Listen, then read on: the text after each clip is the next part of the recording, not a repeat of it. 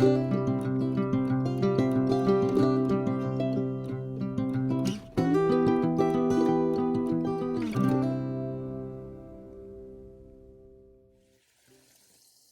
YouTube, Ranger Reno here. It's day before Independence Day. That's right, Independence Day, not the 4th of July. We got our independence on that day. Just like Thanksgiving, you say Happy Thanksgiving, not Happy November 26th. I've got a special guest today, and we're going to do a little talking about his life and mine and how they've coincided along many years, decades, etc. But his life's a lot more interesting than mine. So we're going to go in that direction soon. So hang on and enjoy. Here we come. All right. I've got my good buddy here that I've known essentially for 63 years. What's your name? Well, my name is Mountain Dew. That's spelled D-O and not D-E-W. Mountain Dew. Now, wait a minute. Your name is Mountain Dew. I've known you for 63 years, never heard this. What's the story behind Mountain Dew? Well, it's my trail name. It's not actually my real name. So trail name? Now, yeah. What trail? Well, the Appalachian Trail. So in 2019, at about the age of 61, I decided, I have no idea why, that I would put a backpack on my back and go hike from 2,200 miles on the Appalachian Trail. 2,200 miles? Yeah. Yeah. So what is the Appalachian Trail? Tell me about the Appalachian Trail. Well, it's a footpath only. You know, I didn't know much about it. I YouTubed it like most people and found out it's a man-made trail. It's not some wagon train thing from way back, but it was started way back about 1937, but it runs from Georgia, northern Georgia, all the way to Maine. It goes through 14 states, 2 national parks, and like I say, it's about 2,200 miles long from one end to the other. Holy mackerel. Yeah.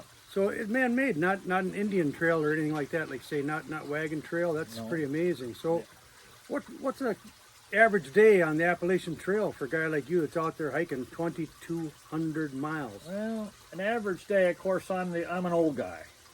Now you got a lot of 20-year-olds, and of course you got some. So is there a passing lane for the 20-year-olds? You know, they just come around here? They just push us out of the way and say, "I'm coming through." So, but for somebody like me, you know, I know that I can't go very fast. So, you know, I take my time and I try to do anywhere from when I start out maybe 8, 10, 11 miles a day until I get my trail legs and things flatten out a little bit maybe, and then I do somewhere up around 20-mile days. But they're all a little different, depends on what state you're in, what kind of terrain you're in. But yeah, that's a day I get up around 7 o'clock. I get going on the trail, just like my job, you know, and I'll hike till maybe lunchtime, and I'll have a little lunch out of my backpack or a snack along the way. And what'd you eat? Well, for snacks, you know, you got healthy candy bars and things like that. There are healthy candy bars? Yeah. Gummy worms. Oh, gummy worms. You know, good stuff like that, you know. And then, and then that's kind of your snacks or Cliff bars, energy bars, but, you know. And then lunchtime could be, you know, you might take tortillas with peanut butter on it, or you take some individual packs of tuna or Spam or something. I did a lot of sausage and cheese and crackers, and you know, took a half hour and sat down, ate, rested up, and then put the pack back on and, you know, head north and, you know, get dinner later. How late would you go then? So you'd hike till dinner, then you'd eat again. Would you take off again after that, or what? Usually I hike from about 7 in the morning till 5:30 at night, and along the way, though, they have shelters. They're just a really small 3-sided little building. It's just kind of something to duck out of the weather or sleep in, but I shoot for those. They're somewhere about 8, 10 miles apart, and so, you know, you try to make lunchtime at one shelter, and then hopefully dinner, and that's where I'm going to stay for the night, would be at, generally a second shelter or a third shelter, or however many miles I can fit in a day. Wow. Yeah, so So weight was an issue. How did you manage the weight? I mean, obviously you're going 2,200 miles. You're in your 60s. You can't be carrying an 80-pound pack. What did your pack weigh? What did you do to hold weight down and manage that? yeah, well, my pack weight when I left in Georgia, they kind of weigh you in down there and give you some tips and give you a little tag so they know that's the year you're doing it. But they weigh your packs for you, and then if they feel that if you're going a little heavy, they'll try and give you some tips on maybe what not to take. But my pack was 35 pounds, and in that 35 pounds, I had about 4 days worth of food, a liter of water, my tent, my sleeping bag, my sleeping pad, my little cook stove, I had a little bag with medical things in there, Sure. First could aid be kit? aspirin and ibuprofen, but it could be some bandages and stuff like that, ointment, sunscreen, anything like that, medical. And then, I had a little bit of a power pack, because there's no outlets out there. It's weird. You're hiking through the woods, and I can't find anywhere to plug my phone in or The charge utilities haven't anything. reached there yet, huh? Yeah. Ah, shucks. And even at the shelters, there's no way to. No power. No power. No So do power you have at solar? So I have a battery bank. Yep. And then when we had a chance to go into town and maybe resupply and stuff like that, then you just plug in, charge all your stuff up, and then those battery bank. I had a 10,000 milliamp charger, and that would last me. As long as I wasn't on the phone too much, it would last me 3-4 days. Oh, wow. Yeah, I had a headlamp that needed to be charged and Interesting. all that kind of stuff. So yeah, Huh. yeah. How'd you get your water? I mean, you said you carry a liter of water. That's not going to be enough for Oh. a long haul, especially if you're hiking. So when you're in the mountains, yeah, there's a lot of sources of water. There's springs. There's little babbling brooks. There's little ditches with water in it. There's ponds. There's creeks. There's, usually a lot of water along the trail. And I had a guidebook that kind of tells you where things are at. And so then it could fill up just right out of the spring or right out of the lake if that was my Filtered, thinking. of course. All filtered, definitely. Yeah, You gotta yeah. filter everything. So I have there's different things, but I had a Sawyer squeeze, and then I have a smart water bottle, and this thing would just screw right on the top. I could fill it up, dirty water, screw this up, drink right out of there, and then that's all filtered. Or you can squeeze it into a clean bottle and just keep your bottle clean, and then just put the cap back on. You use and the just same take filter it. the whole 2,200 miles? Yeah, you can. It's good for that. It's as many gallons about as you can imagine. It'll handle it. Now that you can flush it and stuff, back flush it and get some of the dirt out. But Sure. for a hike for that distance, you can use one filter for the whole trip. Fantastic. Yeah. So who was the most interesting character you met along the way? Because I've heard lots of stories about the AT, the Appalachian Trail, Yeah. where, you got these unique individuals. So Yeah, there's maybe you got more than one, huh? Sometimes it's kind of strange because you're thinking, well, I meet a lot of people, and I definitely met a lot of people, but sometimes you're not really hiking with them. You're hiking your own pace. So somebody like you that's 6'4" and a young, strong. He just took 3 inches off my leg. I'm young, 6'7". strong- Oh, 6'7", there you go. Somebody like you got a bigger stride than me, but we may be buddies. But Yeah. you may go right up the mountains, and I'd be like here sucking wind. Sure. Just trying to get up there. So I doubt that very much. I think he'd be pulling way out in front of me. I'd be limping along behind him and I don't know. just drafting him like they do in NASCAR. But go ahead. Most interesting character. So anyway, then so a lot of times, even though you're meeting up at a designated campsite or something, you figure, we're going to do 16 miles today, and there's a place to camp. Then you might get there an hour before me, but we're still going to meet there. So a lot of times you don't. You meet people, you say hi, but sometimes you to find that person that hikes as fast as you do, or you can get along with them real well. Yeah, But I did manage to. I hiked with a guy who was. His name was Gus. His trail name.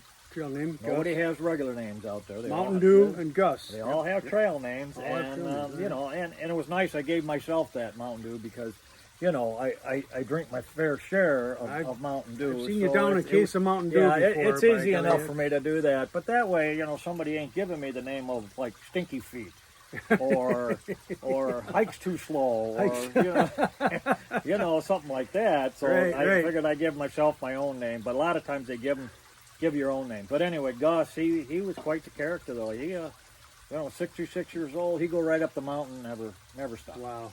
You know, and here I am, you know, 5 years younger, and you know, I'm limping my way up to, like I say, I'm sucking air. I got to stop every 15 minutes just to catch my breath, you know, in certain spots. So, but you know, he was probably the one I hung out with the most. But then, you know, I hiked with a girl that was 18 years old from Brooklyn, New York, and I met a guy who was from England. A young guy, just graduated from college, so he was 21, 22 years old. You know, pink hair. There you go, on the AT. There you go. Know, on the AT. They could find him easy enough if he got lost or in trouble. Huh? But they, you know, again, you know, we got along good. But the bad thing is, again, that, you know, them 18 and 22 year olds, you know, they hike way faster than I can. So for me, I can't keep up with them. But we did hike for several months together, off and on. Some days we didn't see each other, and some days, you know, then we'd be back together again. But we did a lot of camping together, so we didn't really stay much in shelters. I carried my own tent, and when I got to a shelter, it was a nice area because usually it had some flat areas for putting your tents, and usually some kind of a water source and a privy. Sure. But then a lot of people would just set up their tents because if you go in the shelter, you're sleeping next to, you know, somebody you don't know. You know, there might be 8 people all laid out in a row right in there, and then I get the guy that snores. On the floor or bunks? Right on the floor. Right on the floor. So was it a raised floor, dirt floor? Just a raised wooden floor. Like I say, it had a roof over it so that you could get out of the weather a little bit, but usually one side was open. Like an Adirondack shack then, we'd call up here with for the skiers and such. Huh. So yeah, you lay in there, but it might be, I'm sleeping right next to the guy that snores. Yeah. Or they're sleeping next to the guy that snores. You're giving them a good snore back. So I'm usually the guy that I'm going to go sleep in my tent, so I don't keep everybody awake out there. Yeah. Wow. How long did it take you? Well, I did it for 5 months. So 5 months, not every day, but you know, we have to take a day off here or there, especially for weather. Yep. Weather might be 2 inches of rain coming today and thunderstorms. I'm not going to be out in that. I'm not crazy, you know. Yeah, right. Especially when you get up in the like New Hampshire area. Now you're above tree line.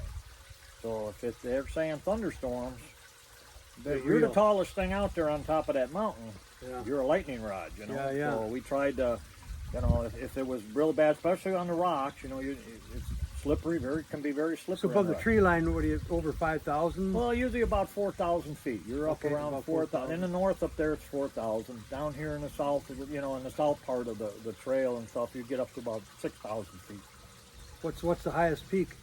It's in the Smokies. So you're up on up in Newfound Gap up there in the Smokies. That's the highest one there, and then the second highest would be Mount Washington in New Hampshire. And 65, 7,000? Yeah, it was like 6,600 in the Smokies and like 6,400 or something up in New Hampshire. But in New Hampshire, that up there you're above tree line. Down south, it seems like they you know, you're still in the trees. But up in New Hampshire on Mount Washington, you're of course there is a couple buildings up there with antennas, so you're not the tallest thing there. Sure, but yeah, sure. Well, people die on Mount Washington every year, even in the summertime. From lightning strikes or what? From weather change, because if you're coming like maybe just a day hiker, you're going to hike up there. You're down at the lower elevation. It's 80 degrees. You get up to the top, and maybe some bad weather comes in, and it can be in the 40s. Wow! And you're not expecting that. You know, you're expecting that 80 degrees. I'm in a t-shirt. Yeah. I get up to the top, I'm freezing. Huh? So yeah, people die. So it's not all peaches and cream. You know, Right. You know, you gotta pay attention. And well, it's quite a life accomplishment. I mean, would you do it again? Well, I'd love to do it again. I just don't think I can do it again. It's a tough thing. It is. Well, even though they say physically it's only 20%, and mentally it's 80%.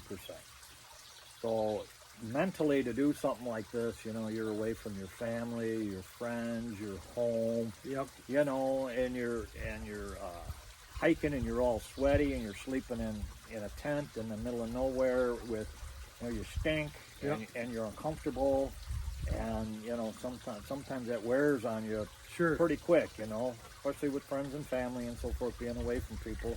Sometimes you just we weren't meant to be loners, you know what I mean. We were meant to be with other Right. people. And like you said, you got people moving at different rates. You're not always teamed up with. Yep. And you went solo by design and by choice. Yes, Yeah. I couldn't find anybody crazy enough to want to do that with me. So I would have, but I got a bum knee, and I Yeah. don't think I would have lasted more than a couple days. But right. I mean, I do a lot of hiking, but I'm able to rest in between and get my knee to come back again.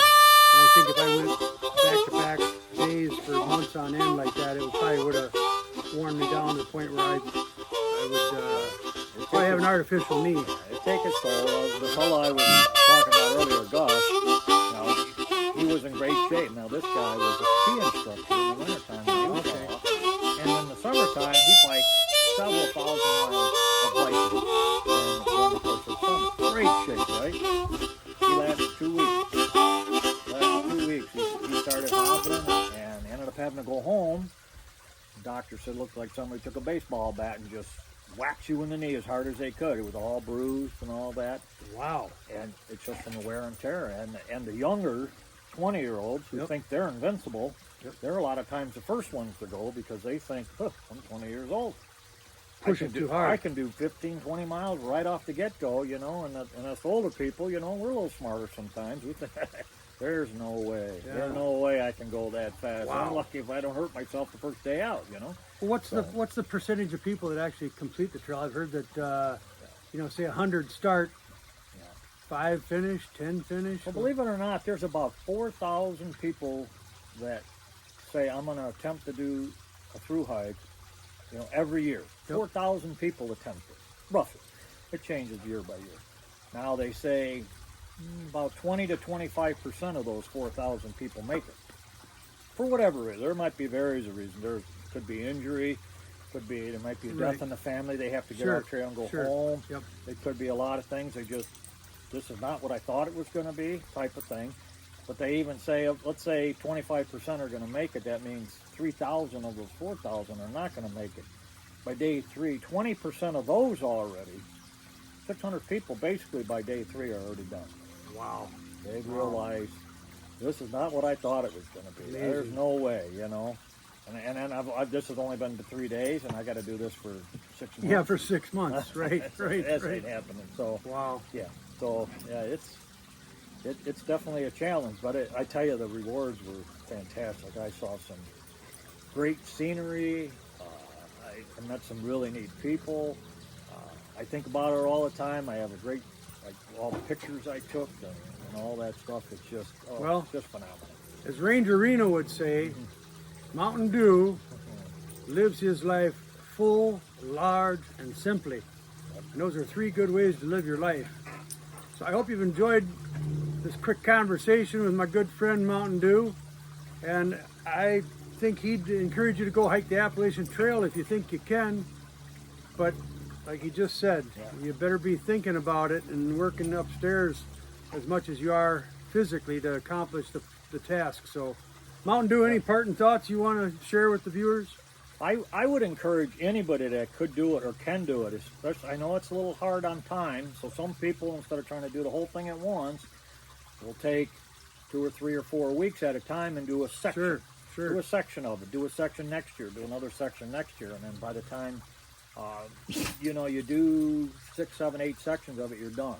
You don't have to start at one end and finish at the other end and do it all the way through. Not everybody does it. They section hike, but I tell you what, if you can get out even for a day or two, you know, just to experience it. If you're not really hiker. Now, here's one thing I just want to throw in there. I never hiked a day in my life overnight. Prior to the 18th. Up until this time, I never put a backpack on my back. I've hiked, I've cart camped. Yep. Never overnight. And I just decided I'm going to try this. So I'm just saying that you don't have to be an avid backpacker. Yeah. to be able to do something like this. I've never done it, and I've talked to other people that have never put a pack on their back and did it. That says a lot about your resolve and determination to finish the task It's what, at hand. it's what you want to do, and then yeah. you hike your own hike. You can hike it, try and hike it fast. You can hike it slow. You can really enjoy it. You can. It's up to you.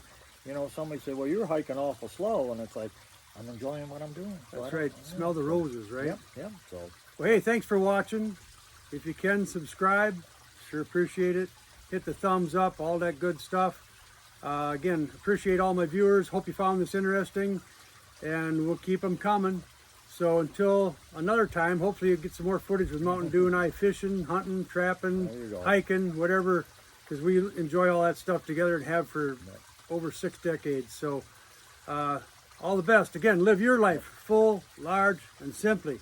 Ranger Reno, over and out. Subscribe. I really like watching this video. Thanks.